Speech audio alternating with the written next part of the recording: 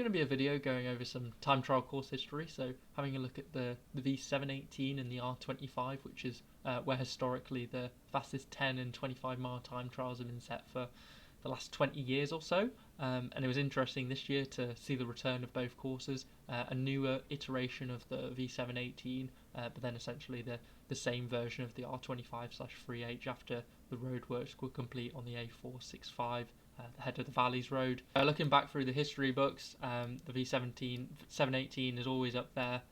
It's not totally dominant, just because it's been out of action and there's been people setting fast times over the last 8 years, but it's definitely up there. That lots of fast times have been set there, and the two standaway fastest times, the only sub 17 times, still remain only on this course. And we saw the course return this year, but it is in a different iteration and it is probably slower. So I've tried to kind of map out where the different iterations start and finish, and I can explain that through. So this is the new version of the course. So you start in a lay-by on the carriageway, the A63, and then you end just off the carriageway. You exit the slip road, and then it's just off the slip road that you're finishing. And the previous course was essentially the opposite of this. So you'd start at the same junction, so you'd enter the carriageway on the slip road, but then you'd finish on the carriageway. So you flick back and forth between the two courses. They're essentially the opposite of each other. One starts on the carriageway, one finishes on the carriageway, and it's the same junction. It's the same Melton dumbbell roundabout turn that you've got, really nice turnaround. But yeah, they're essentially opposites of each other because they're not starting and finishing in the same places. The old version is just slightly faster as a result, because you're basically starting at higher elevation, ending at lower elevation. The old one, you're starting at lower elevation, ending at higher elevation.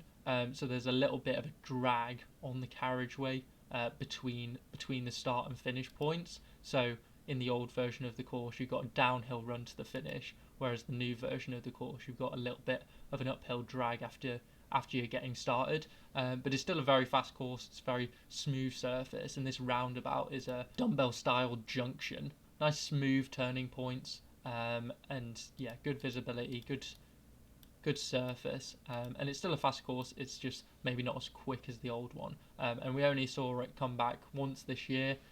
Potentially see it come back a few more times in 2026. We'll have to see about that. Also, one of the things that made the old course so quick is they were running it at times of day where that dual carriageway was probably very busy. I mean, the typical start time was 2 o'clock in the afternoon, whereas when we did it this year, it was a 7 a.m. start, so we were all off the carriageway by 9 o'clock in the morning, which is quite a big difference. Looking at the fastest 10 mile all time list, we noticed that Matt and Ryan Mullen have got some quick times on the 718/1, and that's actually another iteration of the course, so more similar to the original style of the course. So starting at the same point, so you're joining the carriageway at this junction, but then you're also coming off at the same junction, and then you're continuing down this B road into the finish. So that's quite interesting. So it's kind of like a mixture of the two. So you're coming off at the same junction that you come off for the new 2025 course, but then you're continuing down it for a fair way. I'm not sure we can trust the elevation data from a 2014 segment, but yeah, it does look like a bit of a downhill run to the finish, similar to what you'd get on the carriageway. So I remember looking at this before we did the course. I'm just like, yeah, this elevation profile is just meaningless. Like it's probably just pancake flat. But you see, like with the 2025 course, it's so much smoother, just because I guess the GPS data is a bit better, even though the resolution's still the same. Like we've only got 1 meter of resolution, but still it just looks very choppy on these old segments from before 2015. Another interesting version of the course is there's a 15-mile version. It hasn't actually been ported to the new CTT site, but I think this could be very interesting course. Honest course. You've got that drag I was mentioning about. You've got to do that both ways, because you're starting where you'd come on to get to the lay-by at the start of the 2025 course, but then you're continuing past there and you're coming off and finishing in the same point. And yeah, this is a bang on 15-mile course. Like I say, it's a very good road surface, nice turn, very honest course. It's starting and ending at the same point, no gift hill. So all these courses that I can find a Strava segment for, they turn at this Melton roundabout, but there were previous versions of the course that have been lost to, well, can't find them anywhere online. They were kind of before all that stuff was logged, and used to turn at Welton rather than Melton, so kind of like a couple miles further up the carriageway. So this junction now, you have a look at it. It was a similar design to the junction, but there's now traffic lights at this roundabout, so they had to bin off this turn and move it further down the carriageway. If you're turning a couple miles further up the carriageway, you had to probably started further along the carriageway and also finished further along the carriageway, so kind of a mixture of the classic 718 and the new version, where you're starting and ending around here, but then you've got this earlier turn, which is why you need to do that. Now, having a look at the R25, so if you've ever looked at the all-time list, it's dominated by this R25 course. So the 3H being the newer version and the 3L being the slightly older version. And I found the segment the other day for the 3L, so I thought it was interesting to compare the two. But yeah, you see it's being dominated by this because of this gift hill that we get at the start. Version that is currently in place, we start in this little industrial estate, and then you pull onto this B road. You go along to the slip road. You're joining the carriageway.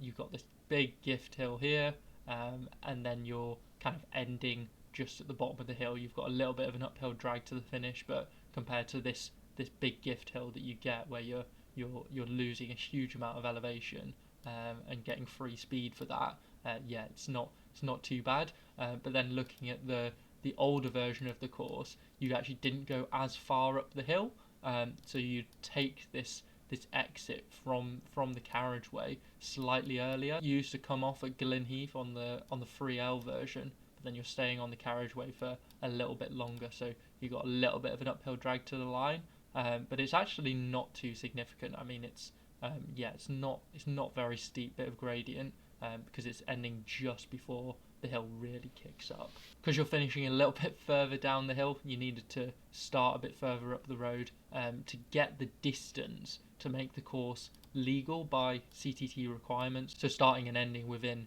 2.5 miles of each other. Start further up the B road, and this is like an interesting little bit because I mean it's got this really you've got this quick downhill to start, but then it's kind of like a little bit of a valley. You've got this downhill start, then you're up a hill again, and then you're basically at the start of the newer version. So they're probably about equal. You're on this B road, the surface isn't as good, and yeah, you've got this nice quick downhill start, but then you've got a bit of a drag to get up before you're on this flatter bit of road before joining the carriageway. I coincidentally did this as part of my warm-ups. This is where the 25 3L would start. Just rolling down to the start, I already picked up enough speed. I'm at the 50 k's an hour, but then you've got this draggy uphill. So you've got this, what is it, like negative 5-6%, but then you've got the same coming out of this little valley. So it's probably no faster, no slower. You don't have to go up the hill as much at the end, but that's quite insignificant. So comparing coming off at Glenheath to staying on the carriageway to the finish, I was still into a mild headwind. I was still maintaining like 50k an hour. Obviously I'm sprinting for the line at 0 watts, you know. But yeah, it's not too steep of a gradient. It's like pushing 1% at the max, like 1 and a bit percent. A little bit of a down. My GPS is reckoning a little bit of a downhill drag to the line there. So yeah, like let's say 1% to the line. It's not too bad, and it's only for a 1.5k where you're on the carriageway, and you're not on this bumpy bit of B road. Plus I guess this junction, it's not one of the roundabouts you have to go over. You're just staying on the carriageway, so you're not even risking losing speed, because I know for these roundabouts, like I'd have to scrub off some speed, just getting a bit unlucky with traffic flow. Whereas this, you just keep pushing on for another 2 minutes or so. Hopefully you found that interesting. I had a go at both courses this year, but I'm keen to return next year to see how close to Marcin's record I could get on the 25 3H, see if we can get some stupid good conditions, and then also improve my 10 mile time. But maybe the new version of the 718 isn't the course to do that. I think it's a really nice course. I do like doing it early in the morning. I don't really like being on a dual carriageway when it's super busy, and it's a great road surface, really nice turn. It's an honest course. So yeah, I'll probably return to the 718 if it's being run a couple of times and it links up with my schedule. But yeah, maybe not the course to attack that course record, because yeah, sub 17 is ridiculous. But Martin's course record is significantly sub 17. I think it'll probably take a different course to beat that. But with the R25 3H being the exact same course that Martin did his, it's just a matter of time, really. Someone to really get the course dialed, get the right conditions, be in the right shape at the right time, and yeah, hopefully we'll see another person go sub 43 and rewrite these history books a little bit, but not a huge amount, because it's still going to be dominated by the ski slope.